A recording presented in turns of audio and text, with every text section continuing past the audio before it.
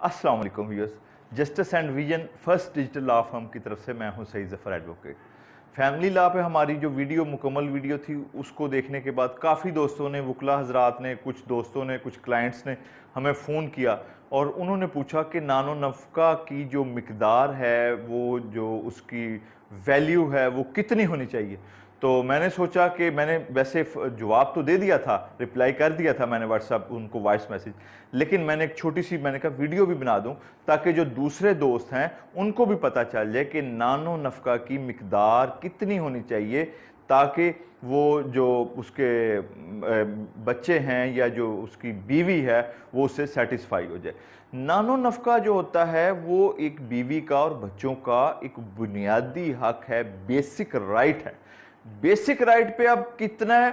अगर basic right एक CEO multinational का है, बड़ा अच्छी फर्म में है, किसी मल्टीनेशनल कंपनी में है, टेलीनॉर में है, जोंग में है, या किसी बहुत अच्छी डेवलपमेंट कंपनी में है, सीईओ है, बड़ा ऑफिसर है, तो उसका नानो नफ़का अबूरी या परमानेंट, वो कोर्ट उसके स्टेटस को और उसकी जो एविडेंस बीवी ने दी हुई होगी उसको देखकर मद्देनजर रखेगी।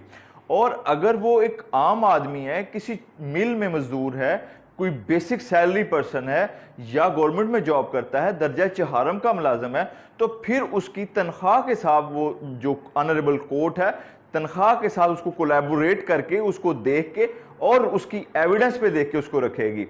तो ये चीज व्यूअर्स आपने मद्देनजर रखनी है कि इसका कोई हार्ड एंड फास्ट रूल नहीं है।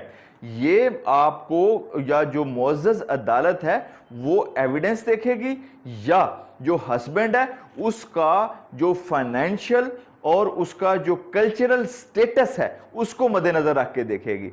अगर आपको ये मेरी वीडियो पसंद आई, इसको लाइक कीजिएगा, इस पे कमेंट कीजिएगा। अगर आपको कोई क्वेश्चन है, क्वेरी है, आप don't hesitate to contact us. आप हमें कांटेक्ट कर सकते हैं, फेसबुक पे आप देख सकते हैं, और किसी किस्म की क्वेरी की सूरत में आप हमें वॉइस मैसेज कीजिए, आप हमें एसएमएस कीजिए। हमारी जो लीगल टीम है वो आपको इसका रिप्लाई करेगी।